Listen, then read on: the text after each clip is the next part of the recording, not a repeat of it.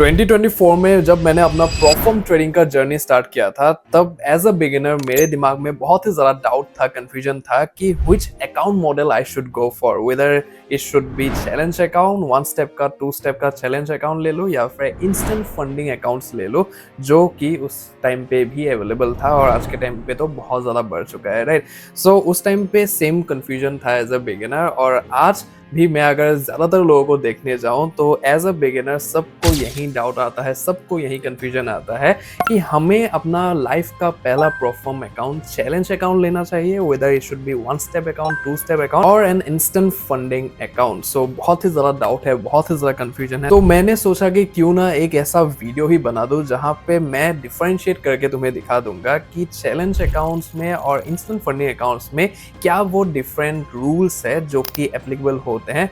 जहाँ पे instant accounts में कुछ रूल्स ऐसे होते हैं जो कि कॉमनली अवेलेबल नहीं होते हैं, जो कि काफ़ी रेयर होते हैं, या फिर चैलेंज अकाउंट में कुछ ऐसे रूल्स होते हैं जो कि रेयरली अवेलेबल होते हैं। तो मिक्स मैच करके तुम एट दी एंड अपने लिए एक सुइटेबल डिसीजन बना सकते हो कि कौन से अकाउंट मॉडल के साथ तुम्हें जाना चाहिए और आगे जाके कौन सा ऐसा मॉडल है जिसके साथ तुम अपना जो जर्नी है परफॉर्म ट्रेडिंग का वो स्मूथली कंटिन्यू कर पाओ। तो सभी चीज़ें डिटेल में हम क्लियर करने वाले हैं, तो वीडियो बहुत ही ज़्यादा इंटरेस्टिंग होने वाला है। तो इसको थोड़ा सा मिस ना करके एकदम एंड तक देखना, ताकि सारी चीजें तुम डिटेल में समझ पाओ। वीडियो को शेयर करना मत भूलना अपने ट्रेडर दोस्तों के साथ, ताकि उनको भी बहुत ही ज्यादा बेनिफिट मिले इस वैल्यूएबल कंटेंट का। सब्सक्राइब करना मत भूलना इस चैनल को अगर तुम पहली बार इस चैनल पे आए हो, बिकॉज इस लेवल का डिटेल्ड और इंसाइटफुल कंटेंट शायद ही तुम्हें और कहीं पे देखने को मिलेगा। So for sure subscribe to the channel. बाकी वीडियो को एक बार लाइक कर देना। लाइक करने के बाद अगर तुम्हें हाइप का ऑप्शन दिखे, then for sure hype this video, ताकि यूट्यूब को पता चले that this video is worthy of getting in front of more beginner audience, तो उनको भी बहुत ज्यादा वैल्यू मिलेगा वहां पे। सो फॉर श्योर हाइप का ऑप्शन अगर दिखे तो हाइप कर देना। बाकी without wasting any more time,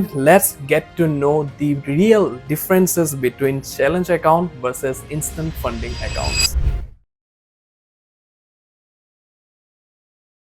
Alright, so let's talk about the proper difference between challenge accounts and instant funding accounts. तो आई एम डैम श्योर कि ये वाले जो भी फैक्टर्स यहाँ पे मैंने लिस्ट डाउन किया है, इनसे तुम्हारा एकदम क्लियरिटी आ जाएगा कि चैलेंज अकाउंट तुम्हारे लिए सही है कि इंस्टेंट फंडिंग अकाउंट्स तुम्हारे लिए सही है। तो वीडियो को थोड़ा सा भी स्किप ना करके एकदम एंड तक अच्छे तरीके से देखना, ठीक है। सो यहाँ पे अभी कुछ ऐसे रूल्स है, कुछ ऐसे फैक्टर्स है जो कि कॉमन रूल्स है, फैक्टर्स है जिसके बारे में तुम्हें ऑलरेडी पता ही है, ठीक है। लेकिन कुछ ऐसे फैक्टर्स भी है, ऐसे रूल्स भी है जिनके बारे में काफी लोग अवेयर नहीं है, राइट। सो उनके ऊपर भी हम बात करने वाले हैं और देखने वाले हैं एट दी एंड कि कौन से टाइप का अकाउंट, कौन सा मॉडल तुम्हारे लिए एज अ बिगिनर एकदम सही साबित होगा अभी के टाइम पे और आगे जाके भी। सो उसके ऊपर हम डिटेल में बात करने वाले हैं और तुम्हें ये चीजें खुद ही, मतलब कि तुम जैसे ही डिफरेंशिएशन देखते जाओगे तुम्हें खुद ही समझ में आ जाएगा सारी चीजें, ठीक। तो अभी इन दोनों मॉडल्स को, चैलेंज अकाउंट्स को और इंस्टेंट फंडिंग अकाउंट्स को अच्छे तरीके से जानने के लिए, समझने के लिए चीजों को, तो उसके लिए हमें एक रियल एग्जाम्पल की जरूरत है। तो एग्जाम्पल के लिए मैंने यहाँ पे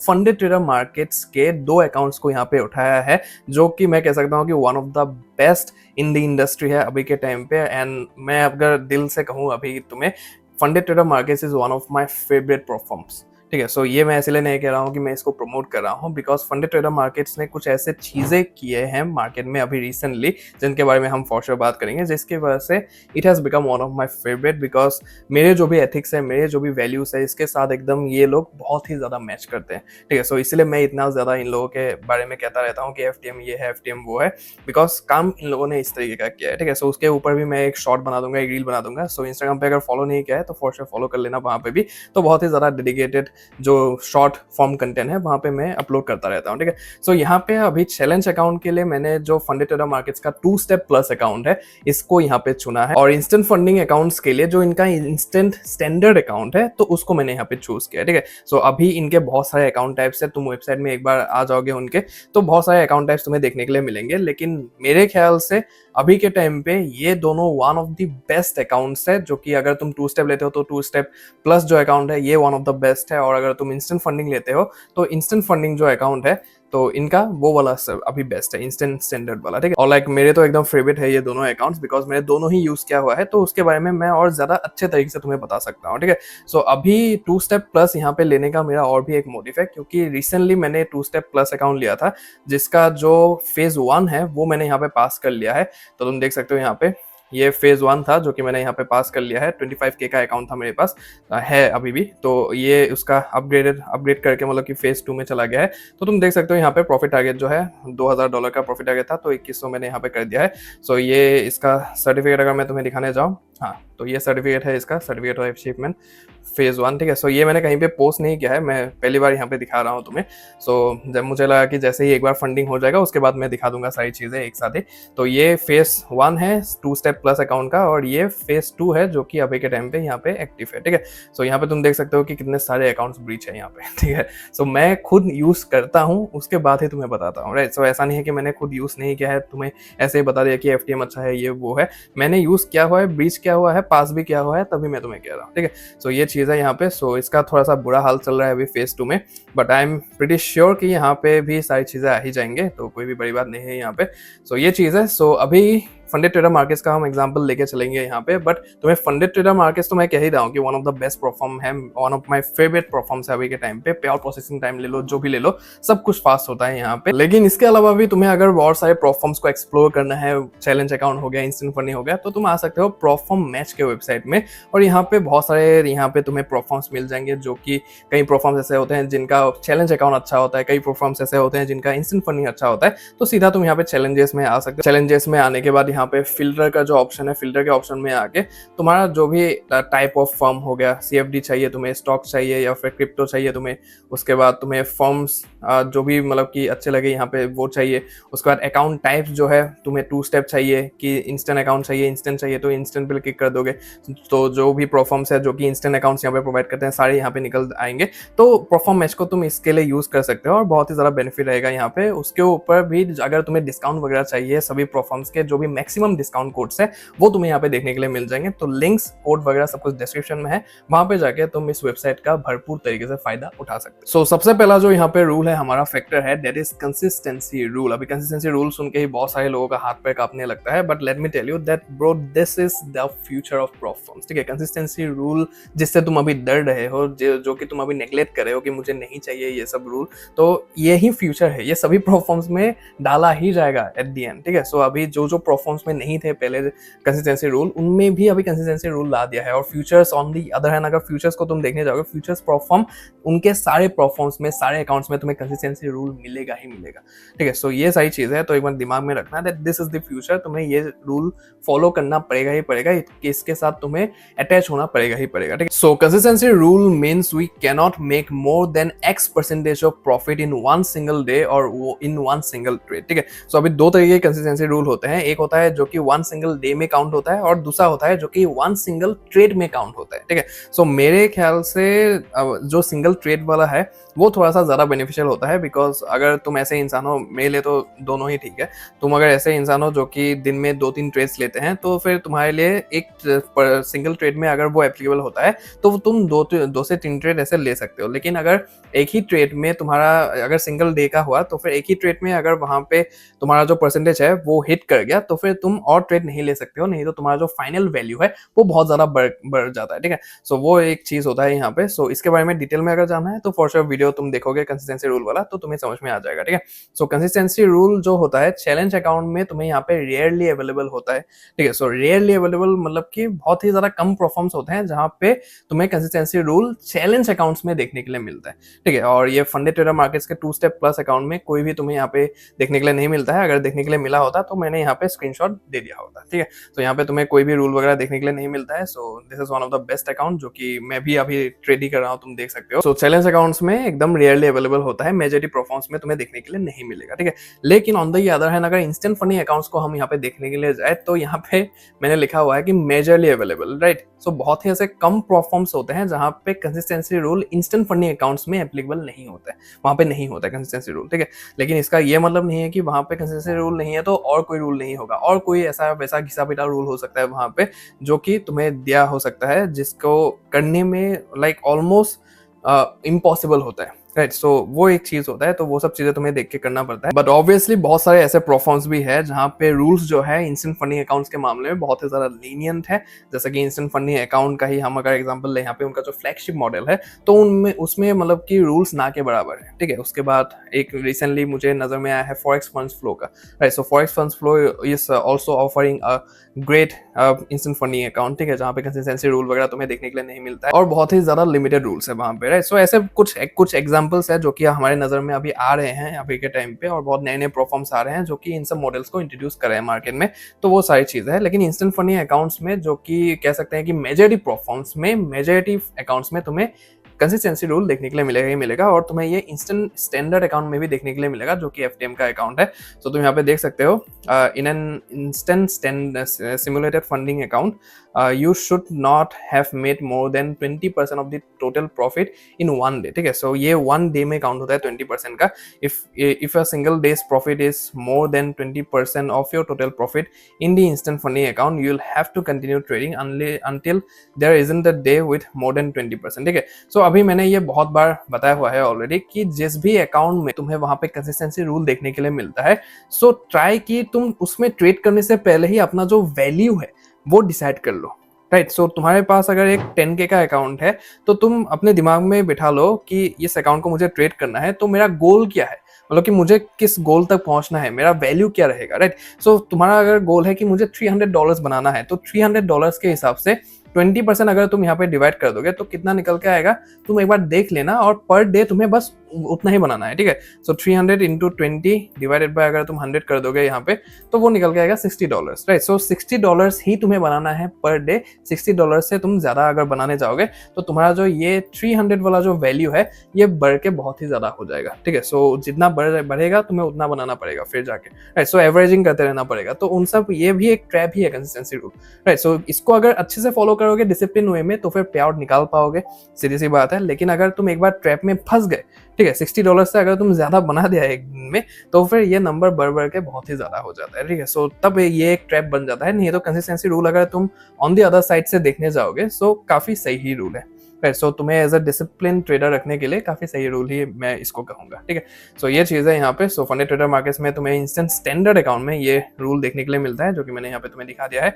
उसके बाद नेक्स्ट जो हमारा रूल है, that is minimum profitable days और मिनिमम ट्रेडिंग डेज, ठीक है। सो मिनिमम प्रॉफिटेबल डेज भी अलग होता है, मिनिमम ट्रेडिंग डेज भी अलग होता है। सो मैंने यहाँ पे लिखा हुआ है कि क्या होता है difference. So minimum profitable days means we must have a certain number of separate days in profit before we are allowed to pass the challenge और रिक्वेस्ट अ पे आउट, ठीक है। सो प्रॉफिटेबल डेज में तुम्हें क्या होता है, separate days होते हैं जहां पे तुम्हें एक particular percentage of profit hit करना पड़ता है according to the account size, ठीक है। सो ये चीज होता है, even if we hit the profit target we can not pass unless we meet the required number of profitable days, ठीक है। सो तुम अगर अकाउंट को पास भी कर लेते हो, लेकिन तुम्हारा अगर मिनिमम प्रॉफिटेबल डेज बचा हुआ है 5 दिन का अगर है, फॉर एग्जाम्पल तुमने 3 दिन ही किया हुआ है, तो 2 दिन बचा हुआ है, तो फिर तुम्हें वो 2 दिन करना पड़ेगा जैसे तैसे भी, राइट। सो बिना किए हुए तुम्हारा जो अकाउंट है वो पास नहीं माना जाएगा, राइट। सो ये चीज है यहाँ पे। सो मिनिमम प्रॉफिटेबल डेज भी अलग होता है, मिनिमम ट्रेडिंग डेज भी अलग होता है। बहुत सारे प्रोफॉर्म्स में मिनिमम ट्रेडिंग डेज दिया होता है, लेकिन रूल्स में अगर तुम जाके देखोगे तो वहां पे प्रॉफिटेबल डेज मतलब कि प्रॉफिट करना पड़ता है एक दिन में,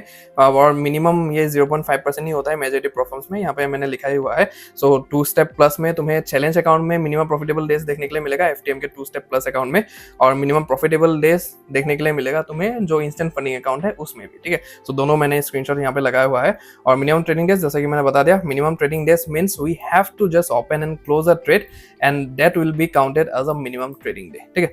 सो ये सिंपल सा चीज है यहाँ पे। सो तुम्हें बस ओपन करना है, क्लोज करना है, और तुम्हारा एज अ ट्रेडिंग डे वो काउंट हो जाएगा, राइट। सो यहाँ पे अभी देखते हैं स्क्रीनशॉट्स में क्या दिया हुआ है। सबसे पहले 2 स्टेप प्लस की अगर मैं बात करूँ यहाँ पे, so minimum trading days is mostly available in a lot of prop firms, ठीक है। सो ये कॉमन रूल है जो कि तुम्हें देखने के लिए मिलता है मेजॉरिटी प्रोफॉर्म्स के अकाउंट्स में। सो ये चीज है यहाँ पे। सो 2 स्टेप प्लस अकाउंट में भी तुम्हें देखने के लिए मिलता है। So minimum of 3 trading days required in each evolution phase, right. So यहाँ पे तुम देख सकते हो, ठीक है। सो प्रॉफिटेबल ट्रेडिंग डेज यहाँ पे नहीं लिखा है, मिनिमम ट्रेडिंग डेज लिखा है, राइट। लेकिन तुम यहाँ पे अगर डिटेल में आगे पढ़ोगे तो फिर तुम्हें पता चलेगा only trading days with at least 0.5% profit count toward this requirement, ठीक है। सो इन ईच इवोल्यूशन मतलब कि इवोल्यूशन में ही 3 दिन का वहां पे काउंट होता है, तो ठीक है। सो यहाँ पे जैसे कि तुम देख सकते हो जो मेरा अकाउंट है एफटीएम का, सो ये वाला जो अकाउंट है यहाँ पे अभी 2 दिन हो चुका है, 3 दिन मुझे करना है यहाँ पे। और ये जो पास हो गया है अकाउंट फेज 1, तो यहाँ पे 3 दिन का था लेकिन मैंने 4 दिन कर दिया यहाँ पे, राइट। सो ये चीज होता है। सो यहाँ पे सब कुछ डैशबोर्ड में तुम्हें देखने के लिए मिल ही जाएगा। सो यहाँ पे in this simulated funded phase a minimum of 5 trading days is required for pay out eligibility, ठीक है। सो ये चीज है यहाँ पे। सो सिमुलेटेड फेज में तुम्हें 5 ट्रेडिंग डे मतलब कि प्रॉफिटेबल डेज करना पड़ेगा, और जो इवोल्यूशन है वहां पे तुम्हें 3 ट्रेडिंग डेज करना पड़ेगा। सो ये डिफरेंस है यहाँ पे, और ये चीज है जो कि 2 स्टेप प्लस अकाउंट्स में तुम्हें देखने के लिए मिलेगा फंडेड ट्रेडर मार्केट्स के, ठीक है। और यहाँ पे राइट साइड में अगर हम आ जाए, जो कि इंस्टेंट फंडिंग अकाउंट है, इस इंस्टेंट स्टैंडर्ड अकाउंट में भी तुम्हें यहाँ पे देखने के लिए मिलता है minimum profitable days. So minimum profitable days is majorly available. So ये रूल बहुत ही ज्यादा कॉमन रूल है। तो ये इंस्टेंट फंडिंग अकाउंट्स में भी तुम्हें देखने के लिए मिलता है, और जो चैलेंज अकाउंट्स है वहां पे भी तुम्हें ये देखने के लिए मिलता है, ठीक है। सो ये चीज है यहाँ पे। So minimum of 5 trading days required to be eligible for pay out, only trading days with at least 0.5% profit is required, ठीक है। सो यहाँ पे 5 दिन का क्राइटेरिया है जो कि तुम्हें करना पड़ेगा 0.5 डेज ईच डे, ठीक है। सो ये कंसेक्यूटिव नहीं है। बहुत सारे लोगों को लगता है कंसेक्यूटिव है, मतलब कि आज क्या फिर से कल करना पड़ेगा, परसों करना पड़ेगा, ऐसा नहीं है। आज क्या 2 दिन के बाद भी तुम कर सकते हो, 3 दिन के बाद भी कर सकते हो, तुम्हारी मर्जी है, जब भी करो। तो जब भी करोगे तभी ये काउंट होगा, ठीक है। सो ये चीज है जो कि तुम्हें यहाँ पे देखने के लिए मिलता है। ऑलराइट, सो नेक्स्ट जो हमारा रूल है दैट इज बहुत ही ज्यादा सिंपल रूल है, दैट इज प्रॉफिट टारगेट, ठीक है। सो ये देखो, मेरे जो वीडियोस होते हैं वो बहुत ही ज्यादा बिगिनर फ्रेंडली होते हैं। सो सभी को मैं नजर में रखते हुए ही यहाँ पे सारे रूल्स को रख रहा हूँ, ताकि सबको समझ में आ जाए। बहुत सारे ऐसे क्वेश्चन आते हैं तुम समझ नहीं सकते हो, मेरे पास ऐसे ऐसे क्वेश्चन आते हैं जो कि मुझे लगता है कि ये भी कोई पूछने वाला सवाल है। बट एज अ बिगिनर अगर मैं देखने जाऊं कि जो एज अ ये एक कुणाल जो कि सबसे पहले यहाँ पे प्रॉफॉर्म को देखा था, ये प्रॉफिट टारगेट क्या होता है, ड्रॉडाउन क्या होता है, कंसिस्टेंसी रूल तो बहुत दूर की बात होती है वो जानना, ठीक है। लेकिन प्रॉफिट टारगेट क्या होता है, ड्रॉडाउन लेवल्स क्या होता है, वहां पे minimum profitable days, trading days, ये सब चीजें क्या होता है, राइट। सो रिफंड कैसे करते हैं या फिर कैसे हम पे आउट लेते हैं, वो सब चीजें ही नहीं पता होता है, राइट। सो इसीलिए मैं सब कुछ कवर करना चाहता हूं ताकि तुम्हें कोई भी डाउट कंफ्यूजन ना हो, ठीक है। सो ये चीज है यहाँ पे। So profit target is a percentage gain we must achieve on our account to pass a challenge phase or move to the next stage. Until we reach this required percentage we cannot pass, ठीक है। तो सीधी सी बात है यहाँ पे। सो एक profit target होता है परफॉर्म्स में जो कि तुम्हें पास करना पड़ता है। जैसे कि ये वाला जो एफटीएम का अकाउंट था, तो ये इसमें मैंने पास किया है तुम्हारा, तो इसका टारगेट था $2000, यानी कि 8% टारगेट था जो कि मैंने यहाँ पे पास किया है। और इस वाले ये फेज 2 जो है इसका 5% है जो कि मुझे करना है, ठीक है। सो ये चीज है 5%, तुम देख सकते हो 25K का अकाउंट है, $1250 का मुझे प्रॉफिट करना है, राइट। सो ये चीज है यहाँ पे। सो ये सिंपल सा टारगेट होता है जो कि कंप्लीट करना पड़ता है, उसके बाद हमें फंडेड अकाउंट मिल जाता है, ठीक है। सो available across each and every account of every proforma, ठीक है। सो चैलेंज अकाउंट में तुम्हें देखने को मिलेगा ही मिलेगा फॉर श्योर। तो फेज 1 टारगेट देख सकते हो तुम 8% और 5% 2 स्टेप प्लस अकाउंट की बात कर रहा हूँ यहाँ पे, ठीक है। सो यहाँ पे इंस्टेंट फंडिंग जो अकाउंट है, बहुत सारे लोगों को लगता है कि इंस्टेंट फंडिंग अकाउंट में हमें कुछ भी प्रॉफिट टारगेट करने के लिए नहीं होता है, लेकिन ऐसा नहीं है। सभी प्रोफॉर्म्स में कुछ ना कुछ ऐसे थ्रेशोल्ड्स होते हैं जो कि तुम्हें कंप्लीट करना ही पड़ेगा, नहीं तो तुम वहां पे कर नहीं सकते हो पे आउट रिक्वेस्ट, ठीक है। सो ये चीज होता है। So for example minimum threshold for example $100, कुछ परफॉर्म्स में $100, कुछ परफॉर्म्स में $50 होते हैं जो कि मिनिमम थ्रेशोल्ड होता है, उसके बाद ही तुम पे आउट निकाल सकते हो। कहीं के परफॉर्म्स में 1% of the account size etcetera required. अभी फंडेड ट्रेडर मार्केट्स के जो भी अकाउंट साइज को तुम उठा लो, वहां पे तुम्हें 1% ऑफ योर स्टार्टिंग बैलेंस करना ही पड़ेगा, उसके बाद ही तुम यहाँ पे अपना जो पे आउट है वो रिक्वेस्ट कर सकते हो, ठीक है। तो ये चीज है। So also the rules such as consistency rule, minimum profitable days etcetera required, right. So ये थ्रेशोल्ड तो चाहिए होगा। इंस्टेंट फंडिंग अकाउंट्स की मैं बात कर रहा हूँ यहाँ पे, थ्रेशोल्ड तो तुम्हें हिट करना ही पड़ेगा। साथ ही साथ जो भी उनके कंसिस्टेंसी रूल है, मिनिमम प्रॉफिटेबल डेज है, या फिर मिनिमम ट्रेडिंग डेज है, या फिर जो भी अलग अलग तरीके के रूल्स होते हैं अलग अलग परफॉर्म्स के अकाउंट्स में, तो सब कुछ तुम्हें फुलफिल करना पड़ेगा, सब कुछ क्राइटेरिया तुम्हें वहां पे मैच करना पड़ेगा, उसके बाद ही तुम वहां पे पे आउट रिक्वेस्ट कर सकते हो, ठीक है। सो ये वाला जो अकाउंट है अभी फंडेड ट्रेडर मार्केट्स का, तो यहाँ पे मिनिमम पे आउट होता है तुम्हारा 1% of your starting balance. 100K का अगर तुम्हारे पास अकाउंट है तो तुम्हें यहाँ पे $1000 तो मिनिमम बनाना ही पड़ेगा in order to request a pay out, ठीक है। सो ये चीज होता है। उसके बाद पे आउट फ्रीक्वेंसी होता है, ये मुझे फंडेड ट्रेडर मार्केट्स के बारे में एकदम लाजवाब लगता है।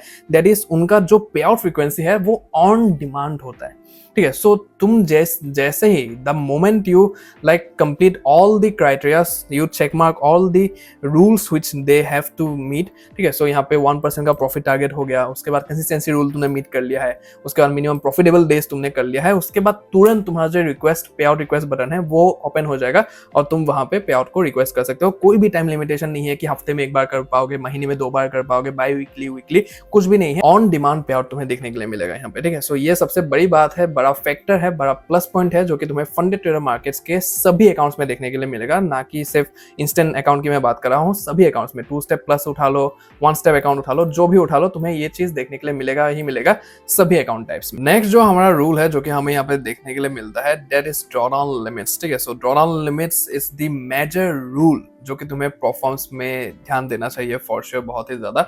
और जितना ज्यादा ड्रॉडाउन होता है उतना ज्यादा तुम्हारे कैपेसिटी होती है यहाँ पे ज्यादा खेलने का, तो ये चीज होता है। So drawdown limits are the maximum amount of money we are allowed to lose before our account is terminated, ठीक है। सो ये मैक्सिमम अमाउंट ऑफ यहाँ पे लॉस होता है जो कि हम यहाँ पे कर सकते हैं लूज, उसके बाद हमारा जो अकाउंट है वो टर्मिनेट हो जाता है, जैसा कि हम जानते हैं ऑलरेडी, ठीक है। So if our account equity balance drops below this limit at any time we lose the account, ठीक है। सो यहाँ पे there are 2 types of drawdown limits, namely daily drawdown and overall या फिर max drawdown limit जो हम कहते हैं। सो डेली का एक ड्रॉडाउन होता है और ओवरऑल जो पूरे अकाउंट का ड्रॉडाउन लिमिट होता है वो एक होता है यहाँ पे। तो डेली ब्रीच करो या फिर तुम ओवरऑल ब्रीच करो, ब्रीच मतलब ब्रीच ही होगा। अभी बहुत सारे लोगों को यहाँ पे डाउट कंफ्यूजन होता है कि डेली वाला हम पूरा यूज कर लेंगे, 4% अगर है, जैसा कि यहाँ पे FTM के प्लस अकाउंट में 4% का डेली ड्रॉडाउन है, तो 4% हम यूज कर देंगे। 4% अगर ड्रॉडाउन में चला भी गया तो फिर कोई दिक्कत वाली बात नहीं है, क्योंकि हमारे पास मैक्स ओवरऑल ड्रॉडाउन 10% का है, 6% तो हमारे पास रहेगा ही रहेगा, राइट। सो ऐसा नहीं होता है, डेली ड्रॉडाउन अगर तुमने ब्रीच कर लिया यहाँ पे तो भी तुम्हारा अकाउंट टर्मिनेट हो जाएगा, और ओवरऑल ड्रॉडाउन अगर करोगे तो टर्मिनेट होगा ही होगा, ठीक है। सो ये चीज है यहाँ पे। सो बहुत सारे लोगों को डाउट होता है, तो मैंने ये चीज क्लियर कर दिया। So if any one of the limit is touch we will lose the account permanently, लिखा हुआ है यहाँ पे, ठीक है। So there are a lot of drawdown types, example static drawdown, trailing drawdown, balance based drawdown etcetera. तो अभी drawdown types भी बहुत तरीके के टाइप्स होते हैं। अब सबसे जो बेहतरीन टाइप है दैट इज स्टैटिक ड्रॉडाउन वाला। सो अभी ड्रॉडाउन लिमिट्स के बारे में अगर तुम्हें डिटेल में जाना है तो फिर आई बटन पे वीडियो आ रहा होगा एक, तो उसको देखने के बाद तुम्हें जितने भी टाइप्स के ड्रॉडाउन है मार्केट में अवेलेबल परफॉर्मेंस में जो होते हैं टिपिकली, तो सब कुछ के बारे में तुम्हें डिटेल में पता चल जाएगा। तो वो वाला वीडियो तुम फॉर श्योर देख सकते हो, पहले ये वाला देख लो, उसके बाद वो वाला देख लेना। तो अभी चैलेंज अकाउंट्स की अगर हम बात करें यहाँ पे, so available across each and every account of every prop firm, सीधी सी बात है। सो यहाँ FTM में जो 2 स्टेप प्लस अकाउंट है उसका मैक्स ड्रॉडाउन यहाँ पे 10% का है, ओवरऑल ड्रॉडाउन स्टैटिक ड्रॉडाउन है।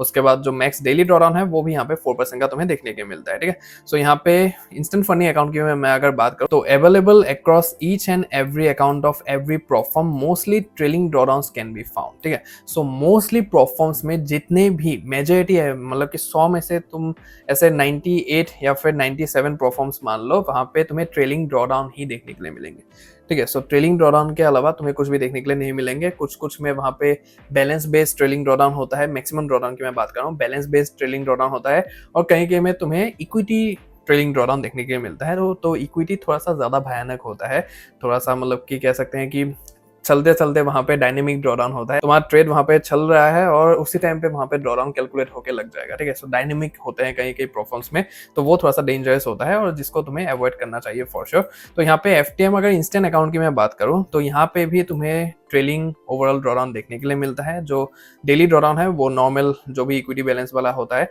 तो वो तुम्हें देखने के लिए मिलता है, लेकिन ओवरऑल ड्रॉडाउन की अगर मैं बात करूँ सो ट्रेलिंग ओवरऑल ड्रॉडाउन देखने के लिए मिलता है। So the overall drawdown is calculated based on your accounts highest balance, maximum balance watermark, ठीक है। सो ये थोड़ा सा राहत वाली चीज है, यहाँ पे मैक्सिमम बैलेंस के ऊपर काउंट होता है, ठीक है। सो ये इक्विटी के ऊपर काउंट नहीं होता है। तुम अगर एक ट्रेड को लोगे वहां पे, तो जैसा तुम्हारा ट्रेड चल रहा है, अप एंड डाउन हो रहा है, वहां पे लॉस प्रॉफिट चल रहा है, तो वहां पे कुछ भी फ्लक्चुएशंस नहीं होगा। लेकिन तुम जब उस ट्रेड को क्लोज करोगे, क्लोज करने के बाद तुम्हारा जो भी प्रॉफिट हुआ, लॉस हुआ, तो उसके ऊपर तुम्हारा ड्रॉडाउन लगेगा वहां पे। So I don't think that it does make any difference in your account, because तुम वहां पे फ्रीली ही ट्रेड कर सकते हो, बिकॉज तुम्हारे बैलेंस के ऊपर वो काउंट होगा, ना कि तुम्हारे इक्विटी के ऊपर, ठीक है। सो इक्विटी वाले ड्रॉडाउन्स जो होते हैं वो थोड़े से वहां पे तुम्हें इग्नोर करके चलना पड़ता है, नेग्लेक्ट करके चलना पड़ता है। लेकिन जो बैलेंस बेस वाले होते हैं और जो स्टैटिक ड्रॉडाउन होता है वो हमेशा ट्रेडर्स के फॉर्म में ही आ जाता है, ठीक है। सो ये चीज है यहाँ पे। And this type of drawdown doesn't reset daily at 5 PM EST, जो भी इनका टाइम होता है सुबह के 3:30 बजे शायद हमारी IST में. So it consistently remains at 5% of the initial balance from the peak balance. ये क्या हो गया? So it consistently remains at 5% of the initial balance from the peak balance. ठीक है, सो जैसे ही तुम क्लोज करोगे ट्रेड्स को तो तभी वो काउंट करेगा 5% ऑफ द ड्रॉडाउन, नहीं तो वो काउंट नहीं करेगा. डेली ये रीसेट नहीं होता है. So I think it doesn't create any difference. अभी नेक्स्ट जो यहाँ पे रूल हमें देखने के लिए मिलता है that is weekend holding and news trading. So one of the most important rules या फैक्टर्स कह सकते हैं जो कि परफॉर्म में तुम्हें ध्यान रखना पड़ता है, स्पेशली समवन लाइक मी जो कि अपने ट्रेड्स को होल्ड करना ज्यादा पसंद करता हूँ. बिकॉज मेरे लिए न्यूज ट्रेडिंग वाला, वीकेंड होल्डिंग वाला, वीकेंड में तो मैं ट्रेड नहीं करता हूँ, लेकिन न्यूज ट्रेडिंग वाला मेरे लिए थोड़ा सा इंपॉर्टेंट है. बिकॉज अगर एक अकाउंट में तुम्हें न्यूज ट्रेडिंग मिल जाता है, वीकेंड होल्डिंग मिल जाता है, so if you are swing trader and you hold your trades, you like to hold your trades, then तुम्हारे बहुत ही ज्यादा फेवर में आ जाता है. ठीक है, सो स्कैल्पिंग वालों की बात नहीं कर रहा हूँ यहाँ पे, जो स्विंग ट्रेडर्स होते हैं, इंट्राडे करते हैं, तो उनके लिए ज्यादा बेनिफिशियल होता है. ठीक है, so weekend holding means whether we are allowed to keep trades open over the weekend, Friday close to Monday open. ठीक है, सो ये सिंपल सा वीकेंड होल्डिंग होता है. सो फ्राइडे क्लोज हो गया, उसके बाद मंडे ओपन तक हम ट्रेड्स को होल्ड कर सकते हैं कि नहीं, तो वो वीकेंड होल्डिंग होता है. कहीं के प्रोफॉर्म्स में क्या होता है, वीकेंड होल्डिंग अवेलेबल नहीं होता है, और वहाँ पे वो लोग क्या करते हैं, जैसे ही फ्राइडे क्लोज हो गया वो लोग अपने अपने ट्रेड्स को कट कर देते हैं ऑटोमेटिकली. सो प्रॉफिट हुआ, लॉस हुआ, उनका कुछ भी आता जाता नहीं है, वो लोग क्लोज कर देंगे सीधा. ठीक है, सो ये चीज होता है यहाँ पे. उसके बाद news trading restriction means we are not allowed to open और close trades within a certain time window around high impact economic news events, usually 2 to 5 minutes before and after major news. ठीक है, so ये basically होता है कि कोई अगर major news है यहाँ पे, जैसे कि मैं अगर फॉरेक्स फैक्ट्री यहाँ पे दिखाने जाऊँ तुम्हें, तो तुम्हें पता चल जाएगा. सो USD का एक न्यूज़ था आज, जैसे कि ये हाई इम्पैक्ट न्यूज़ कहा जाता है, अनएम्प्लॉयमेंट क्लेम्स 7 बजे, राइट. सो ये एक हाई इम्पैक्ट न्यूज़ है, तो उस टाइम पे अगर तुमने ट्रेड लिया है और 2 से 5 मिनट के बीच में, depends upon prop firm to prop firm कि कितने मिनट का विंडो पीरियड रहता है वहाँ पे, तो उस पर्टिकुलर विंडो पीरियड के अंदर अंदर अगर तुम्हारा टीपी हो गया, SL हिट हो गया, सो हो सकता है कि टीपी जैसे ही हुआ तुम्हारा जो प्रॉफिट होगा वहाँ पे डिडक्ट हो जाएगा, या फिर तुम्हारा अकाउंट टर्मिनेट कर दिया जाएगा. SL हो गया तो फिर कोई बड़ी बात नहीं है, राइट. सो कहीं के परफॉर्म्स के अलग अलग वहाँ पे रूल्स एंड रेगुलेशंस होते हैं. So depends upon prop firm to prop firm and account to account. ठीक है, सो ये चीज होता है. बट मैं अगर कहने जाऊँ तो फिर वीकेंड होल्डिंग और न्यूज ट्रेडिंग जिन परफॉर्म्स में है, जिन भी अकाउंट्स में है, तुम्हें फॉर श्योर उन्हीं को प्रीफर करना चाहिए. बिकॉज अनसर्टेनिटी कह के नहीं आती है, कब क्या जरूरत पड़ जाए तुम्हें कोई भी पता नहीं है, राइट. तो ये चीज है यहाँ पे. उसके बाद चैलेंज अकाउंट की अगर मैं बात करूँ, so weekend holding restriction is only found in accounts of a few prop firm, जैसे कि मैंने बताया यहाँ पे. ठीक, बहुत ही कम परफॉर्म्स में तुम्हें ये वाला रेस्ट्रिक्शन देखने के लिए मिलेगा, लेकिन मेजॉरिटी परफॉर्म्स में ये वाला जो रेस्ट्रिक्शन है ये नहीं होता है. वीकेंड्स में होल्ड करने के लिए ज्यादातर परफॉर्म्स देते ही देते हैं, जो खास करके जो अच्छे परफॉर्म्स है मार्केट में, वो तो देते ही देते हैं. वो कुछ भी बहाना नहीं बनाते कि नहीं तुम होल्ड नहीं कर सकते, हम कट कर देंगे, तो ऐसा नहीं है. तो वो लोग देते ही देते हैं वहाँ पे. ठीक है, उसके बाद news trading restriction is found in accounts of majority performs. तो यहाँ पे न्यूज ट्रेडिंग का जो रेस्ट्रिक्शन है वो तुम्हें मेजॉरिटी परफॉर्म्स में देखने के लिए मिलेगा. बहुत ही कम परफॉर्म्स है जो कि बहुत ही ज्यादा लीनियंट होते हैं, और न्यूज ट्रेडिंग के टाइम पे, मतलब कि न्यूज के टाइम पे तुम्हारे जो ट्रेड्स है, वो लोग अगर टीपी भी हिट हो गया, SL भी हिट हो गया, तुमने अगर कुछ मॉडिफिकेशन भी वहां पे कर दिया, तो वो लोग कुछ नहीं कहते हैं और तुम्हारा कोई भी वायलेशन वहां पे नहीं होता है. ठीक है, so funded trader markets prop firm is one of those prop firm जहां पे तुम्हें कुछ भी रेस्ट्रिक्शन यहाँ पे देखने के लिए नहीं मिलता है. सो यहाँ पे अगर मैं न्यूज ट्रेडिंग की बात करूँ, सो फर्स्ट ऑफ ऑल अगर मैं वीकेंड होल्डिंग की बात करूँ, so yes we have the flexibility to hold trades overnight and through the weekend in all our available programs. ठीक है, सो सभी प्रोग्राम्स में ये अवेलेबल है, वीकेंड होल्डिंग्स तुम कर सकते हो यहाँ पे. उसके बाद न्यूज ट्रेडिंग की अगर मैं बात करूँ, so yes, you are allowed to trade news in all our programs. However, it's crucial to approach this with heightened caution, and news-driven markets fluctuations are notoriously volatile and unpredictable. News events tends to spike markets. So ये इन्होंने बस एक दिया हुआ है, लेकिन तुम यहाँ पे you are allowed to trade news लिखा हुआ है in all the programs. ठीक है, अभी बहुत सारे प्रोफॉर्म्स में ऐसा भी होता है कि तुम्हें वीकेंड होल्डिंग अगर करना है तो तुम्हें एक्स्ट्रा पे करना पड़ता है, न्यूज ट्रेडिंग अगर करना है तो फिर तुम्हें एक्स्ट्रा पे करना पड़ता है, लेकिन ऐसा यहाँ पे कुछ भी नहीं है. ये दोनों ही रूल्स यहाँ पे बाय डिफॉल्ट तुम्हारे लिए फंडेड ट्रेडर मार्केट्स के सभी प्रोग्राम्स में अवेलेबल होता है. ठीक है, सो इसीलिए मतलब कि इन सब चीजों की वजह से ही मुझे ये परफॉर्म या फिर उसके जो अकाउंट्स है वो ज्यादा पसंद आते हैं. उसके बाद इंस्टेंट फंडिंग की अगर मैं बात करूँ, so weekend holding restriction is only found in accounts of a free prop firm. Same ही चीज है. ठीक है, सो सेम रूल्स ही अप्लाई होते हैं. तो जब भी बात वीकेंड होल्डिंग और न्यूज ट्रेडिंग की आती है, तो ये एक ही रूल होता है जो कि परफॉर्म टू परफॉर्म वेरी करता है वहां पे, और अकाउंट से कुछ भी फर्क नहीं पड़ता है. जैसे कि FTM में सभी अकाउंट टाइप्स में ये अवेलेबल होता है, तो एज ए होल सभी में अवेलेबल होगा. ऐसा नहीं है कि चैलेंज में ही होगा, इंस्टेंट फंडिंग में नहीं होगा, ऐसा नहीं है. सभी में अवेलेबल होगा, और सभी परफॉर्म्स के ऐसे ही होते हैं कि कहीं में अगर अवेलेबल नहीं है तो फिर वो अवेलेबल नहीं ही होगा. ठीक है। तो ये चीज़ है, तो इसका फॉर श्योर ध्यान रखना तुम। उसके बाद जो नेक्स्ट रूल हमें यहाँ पे देखने के लिए मिलता है, लॉट साइज रेस्ट्रिक्शन रूल। ठीक है। So lot size restriction rule कह सकते हैं कि एक नया रूल है जो कि परफॉर्म में आया है, बिकॉज मैं खास करके जैसे ही 2024 में शुरू किया था परफॉर्म ट्रेडिंग की जर्नी, तो तब ये सब लॉट साइज रेस्ट्रिक्शन वगैरह कुछ भी नहीं था। ठीक है। सो अभी नया ना हमें देखने के लिए मिलता है। सबसे पहले ब्लूबेरी ने ये शायद लाया था, उसके बाद अभी इंस्टेंट फंडिंग परफॉर्म ने भी ला दिया है, तो धीरे धीरे आ रहे हैं सभी में। ठीक है। तो ये चीज़ है। सो लॉट साइज रेस्ट्रिक्शन क्या होता है, अभी बहुत सारे लोग, ये तो मेरे लिए इतना ज़्यादा मायने नहीं रखता है बिकॉज मैं लॉट साइज के मामले में उतना ज़्यादा एक्टिव नहीं हूँ। मैं वैल्यू बेस्ड ट्रेडिंग करता हूँ यहाँ पे कि कितना जा रहा है। $10,000 का अगर अकाउंट है तो फिर मैं $100 प्रॉफिट कर रहा हूँ, $200 प्रॉफिट कर रहा हूँ, तो वो देखता हूँ मैं। ठीक है। तो ये चीज़ है। So lot size restriction rule means the prop firm limits the maximum position size या फिर लॉट्स जिसे हम कहते हैं। We are allowed to trade on our account, we cannot exceed a certain lot size पर trade even if our risk allows it. ठीक है। So for example forex में या फिर फॉर एग्जाम्पल गोल्ड में, ठीक है, सो गोल्ड में तुम बस इतना ही रिस्क कर सकते हो, इससे ज़्यादा तुम रिस्क नहीं कर सकते हो। एक लॉट ही ले सकते हो, एक लॉट से तुम ज़्यादा नहीं ले सकते हो, ज़्यादा ले लिया तो तुम्हारा अकाउंट टर्मिनेट कर दिया जाएगा। तो उस तरीके का सीन रहता है यहाँ पे। ठीक है। सो वो तुम्हें जब भी तुम कोई भी परफॉर्म लोगे यहाँ पे तो तुम्हें देखना पड़ता है। तो फंडेड ट्रेडर मार्केट्स में ये अवेलेबल नहीं है यहाँ पे, इसलिए मैंने स्क्रीनशॉट्स नहीं डाले हैं दोनों ही अकाउंट्स में। तो very limited performs have this in their challenge account, and यहाँ पे भी same very limited performs have this in their instant funding accounts. तो ब्लूबेरी अगर मैं फॉर एग्जाम्पल परफॉर्म मैच में आके तुम्हें दिखाने जाऊँ, तो बाय द वे ब्लूबेरी का मैंने चैलेंज भी पास किया हुआ है, तो 100K का, तो उसमें भी लॉट साइज रेस्ट्रिक्शन है, बट मेरे लिए उतना ज़्यादा इंपॉर्टेंट नहीं होता है ये।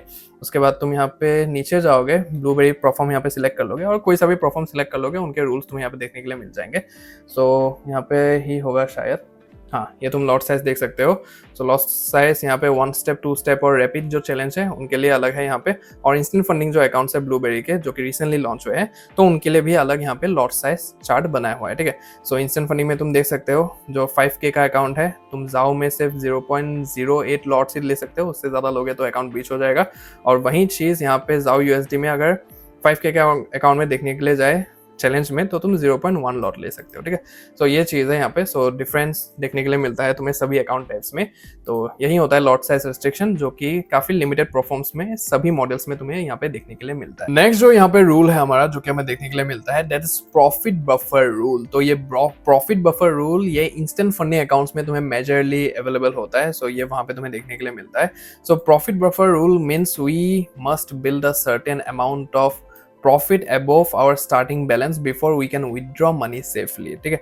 So it acts as a safety cushion between our current balance and our maximum drawdown limit। So for example क्या होता है यहाँ पे, so for example तुम्हारे पास एक $10,000 का अकाउंट है पूरा का पूरा। ठीक है। So $10,000 के अकाउंट में अगर तुम्हारा मैक्सिमम जो ड्रॉडाउन लिमिट है वो 6% का है, तो वहां पे उस अकाउंट में अगर तुम 6% का प्रॉफिट करते हो, तो तुम्हारा जो ड्रॉडाउन है वो आके जो तुम्हारा इनिशियल बैलेंस है, मतलब कि $10,000 का, वहां पे आके लॉक हो जाता है।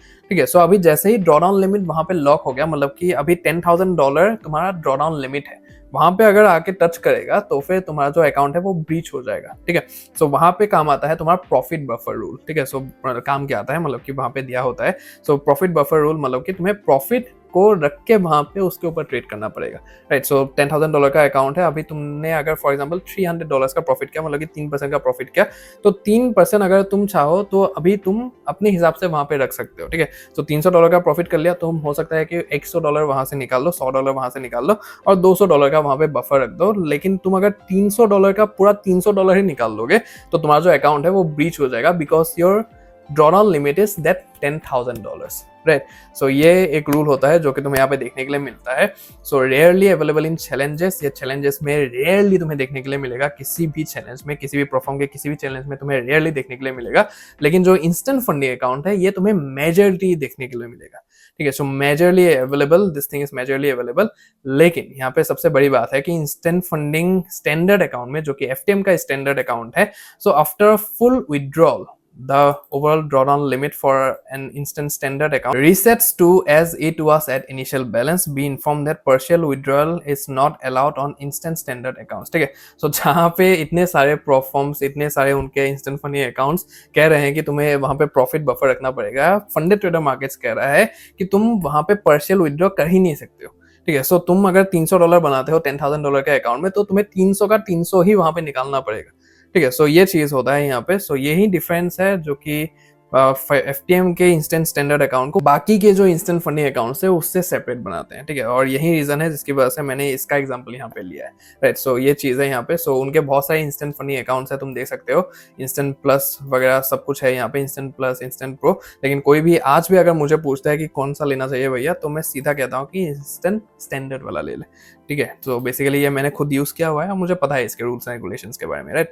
तो ये चीज है यहाँ पे। नेक्स्ट जो हमारा रूल है जो कि हमें यहाँ पे देखने के लिए मिलता है, that is floating equity loss rule. तो मैंने जैसा कि कहा था तुम्हें कि मेजॉरिटी रूल्स ऐसे रूल्स है यहाँ पे जिनके बारे में तुम्हें हो सकता है कि पता ना हो, और मेजॉरिटी लोगों को मुझे पता है कि पता नहीं होगा इसके बारे में, राइट। सो इसलिए मैंने यहाँ पे ज्यादातर रूल्स दिया है जो कि एकदम तुम्हें क्लियर अप कर देंगे कि आगे जाके अगर ये सब रूल्स तुम्हें मिले भी तो कौन सा टाइप का अकाउंट तुम्हें यहाँ पे लेना चाहिए और कौन से टाइप का अकाउंट तुम्हें नहीं लेना चाहिए, तो वो तुम्हारे दिमाग में एकदम क्लियर हो जाए, ठीक है। सो इसीलिए that's the reason I am putting each and everything over here, ताकि everything sum ups in front of you, ठीक है। सो ये चीज है। सो ये रूल क्या कहता है यहाँ पे, so this rule indicates that the running loss of one particular trade or group of trades should not go below a given percentage, ठीक है। So example 1% of the account size, right. So for example तुमने एक trade लिया वहां पे, या फिर एक ग्रुप ऑफ ट्रेड्स लिया, 3 ट्रेड्स लिए तुमने, 4 ट्रेड्स लिए, और उसका जो फ्लोटिंग लॉस है, ठीक है, सो फ्लोटिंग लॉस है वो एक पर्टिकुलर परसेंटेज के नीचे नहीं आना चाहिए।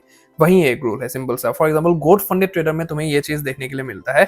सो वहां पे 2% का फ्लोटिंग लॉस का रूल है वहां पे। सो 2% अगर वहां पे लॉस हो गया तुम्हारा रनिंग ट्रेड से, फॉर एग्जांपल एक ट्रेड से हो गया, या फिर तुम्हारा जो 4-5 ट्रेड तुमने लिया है उन 4-5 ट्रेड्स को मिला के वहां पे 2% का लॉस दिखा दिया, तो फिर तुम्हारा जो अकाउंट है वो वहां पे उसका जो प्रॉफिट स्प्लिट है वो घटा घटा के वहां पे बहुत कम कर दिया जाएगा।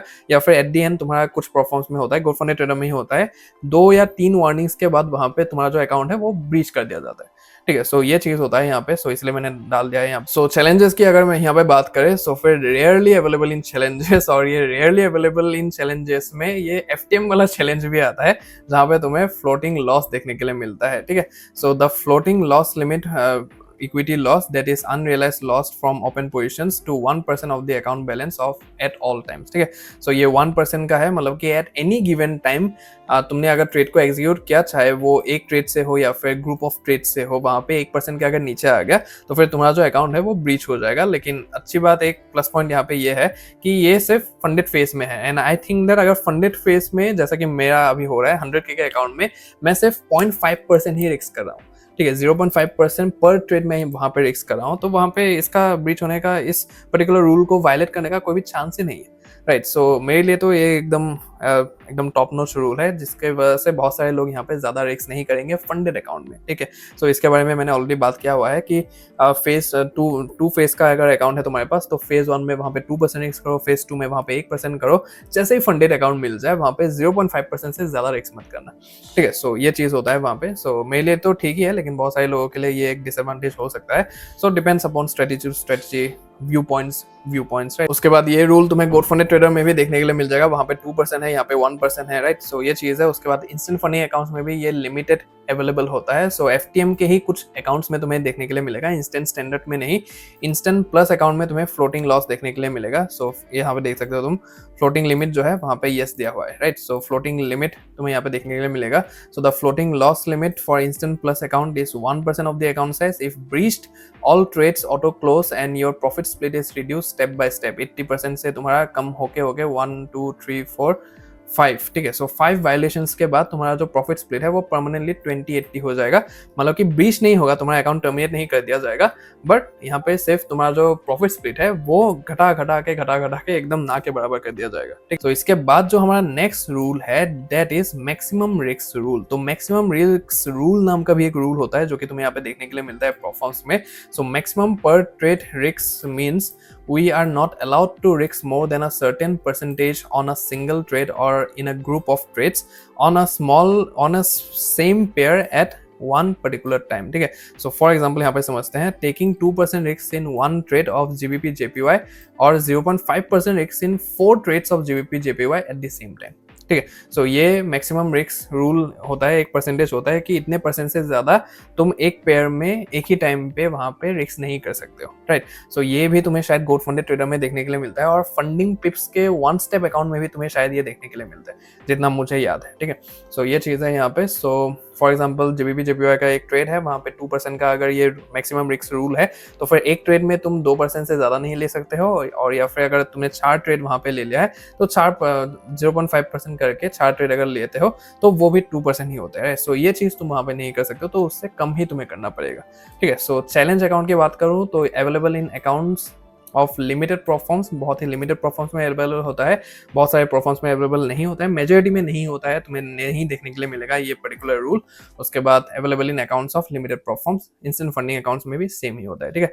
सो यही कुछ चीज़ें हैं जो कि तुम देख सकते हो यहाँ पे, और वीडियो को अगर तुम फिर से देखना चाहो तो फिर से देख सकते हो, जो कि डिफरेंशिएट करता है चैलेंज अकाउंट को और इंस्टेंट फंडिंग अकाउंट को, ठीक है। सो मैं अगर एट द एंड तुम्हें कहने जाऊँ यहाँ पे तो ज़्यादा डिफरेंस नहीं है, राइट। सो यहाँ पे जो मेजर चीज है जो कि डिपेंड करता है, दैट इज कि तुम्हारे उस अकाउंट को लेने के बाद साइकोलॉजी किस तरीके का है, ठीक है। सो साइकोलॉजी टू साइकोलॉजी यहाँ पे मैटर करता है कि तुम्हारे साइकोलॉजी के हिसाब से तुम्हारे लिए चैलेंज अकाउंट ज्यादा बेहतर है या फिर इंस्टेंट फंडिंग अकाउंट। मैं अगर अपने पर्सनैलिटी की बात करूँ, अपने पर्सनल साइकोलॉजी की यहाँ पे बात करूँ, तो मेरे लिए अभी दोनों ही सुइटेबल है, ठीक है। सो मैं चैलेंज अकाउंट में भी घुल मिल सकता हूँ, मैं इंस्टेंट फंडिंग अकाउंट में भी घुल मिल सकता हूँ, ठीक है, क्योंकि मेरा जो रिस्क एपिटाइट है वो थोड़ा सा कम है एज कम्पेयर टू अदर्स, ठीक है। मैं उतना ज़्यादा रिस्क करता हूँ नहीं, राइट। सो मैं उस तरीके से रेकलेस ट्रेडिंग यहाँ पे नहीं करता हूँ, माइंडलेस ट्रेडिंग यहाँ पे नहीं करता हूँ, तो मेरे लिए दोनों ही बराबर है, ठीक है। सो मैं दोनों को बराबरली ही ट्रीट करता हूँ वहाँ पे, ठीक है। सो इसी तरीके से तुम्हें भी देखना पड़ेगा that what type of psychology you follow, what type of mindset do you have,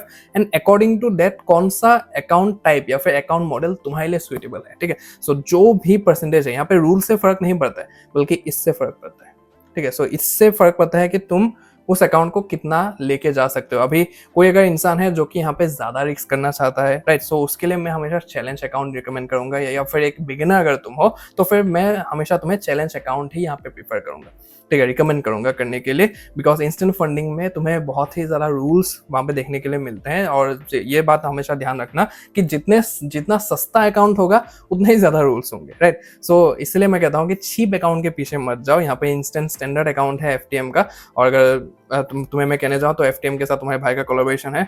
so while purchasing any account from funded trader markets, make sure to use honest code for maximum discount on all account types, ठीक है। सो तुम्हें यहाँ पे देखने के लिए मिलेगा discount in all account types, तो for sure use the honest code. बाकी इसके अलावा मैं बस यही कहूंगा कि माइंडसेट टू माइंडसेट वेरी करता है सारी चीजें। अभी तुम्हारे ऊपर है कि चैलेंज अकाउंट तुम्हारे लिए सस्ता पड़ेगा, राइट। सो चैलेंज अकाउंट $100 अगर तुम्हारे पास है फॉर एग्जाम्पल, तो $100 में तुम्हें 2-3 अकाउंट्स ऐसे खरीद के उसी में ज्यादा आउटपुट निकालना है, या फिर $100 से तुम अगर यहाँ पे देखने जाओगे तो फंडेड ट्रेडर मार्केट्स में तुम अगर इंस्टेंट स्टैंडर्ड अकाउंट भी लेते हो तो तुम्हें वो $100 के अंदर ही पड़ेगा। $70 का है, ऑनेस्ट कोड का यूज करोगे तो काफी भारी डिस्काउंट तुम्हें यहाँ पे देखने के लिए मिलेगा। 45% आई थिंक इंस्टेंट अकाउंट्स में तुम्हें देखने के लिए मिलेगा, 5% extra to what website is giving you, ठीक है। सो वेबसाइट में तुम्हें 40% मिलेगा, और भाई का कोड यूज करोगे तो 5% एक्स्ट्रा मिलेगा। सो यहाँ पे जितना भी तुम डिस्काउंट यूज कर लो, तो $100 अगर तुम्हारे पास है तो $100 से तुम्हें 2-3 अकाउंट्स खरीदने हैं, या फिर $100 से तुम्हें बस एक ही अकाउंट खरीदना है, राइट। सो वो तुम्हारे ऊपर डिपेंड करता है, और किससे तुम ज्यादा आउटपुट निकाल सकते हो वो तुम्हें सोचना पड़ेगा। अगर तुम्हें थोड़े से यहाँ पे तुम्हें थोड़ा सा टाइम हो गया है, यहाँ पे फॉर एग्जांपल 1 ईयर प्लस हो चुका है, तो फिर फॉर श्योर तुम इंस्टेंट अकाउंट लेके वहाँ पे ट्राई कर सकते हो, और इंस्टेंट अकाउंट से पे आउट निकालने का ट्राई कर सकते हो, बिकॉज क्राइटेरिया वहाँ पे कम हो गए तुम्हारे लिए, और तुम्हें ऑलरेडी ट्रेडिंग आती होगी, राइट। सो इसीलिए तुम उस पर्टिकुलर अकाउंट टाइप के साथ जाओगे। लेकिन if you are beginner, if you are newbie into this field, तुम्हारे पास फंड्स की कमी है यहाँ पे, then for sure go with the challenge accounts, और उसको वहाँ पे पास करने का ट्राई करो। वहाँ पे अभी कैसे पास करना है, क्या करना है, सब कुछ इन्फॉर्मेशन अवेलेबल है। मेरे चैनल को अगर ग्रो थ्रू करोगे सब कुछ तुम्हें वहाँ पे देखने के लिए मिलेगा, ठीक है। सो आई होप तुम्हें चैलेंज अकाउंट मॉडल और इंस्टेंट फंडिंग अकाउंट मॉडल के बीच में जो भी डिफरेंसेस है सब कुछ समझ में आ गया होगा डिटेल में। तो वीडियो अगर हेल्पफुल लगा है तो फिर एक बार लाइक कर देना। लाइक करने के बाद अगर हाइप का ऑप्शन दिखे then for sure hype this video, share करना मत भूलना इस वीडियो को अपने ट्रेडर दोस्तों के साथ, ताकि उनको भी बहुत ही ज्यादा बेनिफिट मिल पाए। बाकी कमेंट सेक्शन पूरा खुला हुआ है तुम्हारे लिए, तो जो भी अपने डाउट्स है, कंफ्यूजन है, फॉर श्योर कमेंट करना मत भूलना। नेक्स्ट वीडियो टॉपिक क्या चाहिए वो भी तुम कमेंट डाउन कर सकते हो। तो तो मैं जितना ज़्यादा रिस्पॉन्सिव हो सके उतना ज़्यादा रिस्पॉन्सिव होने का ट्राई करूँगा। चैनल पे अगर पहली बार आए हो then make sure to subscribe to the channel because इस लेवल का डिटेल्ड और इंसाइटफुल कंटेंट शायद ही तुम्हें कहीं पे देखने को मिलेगा।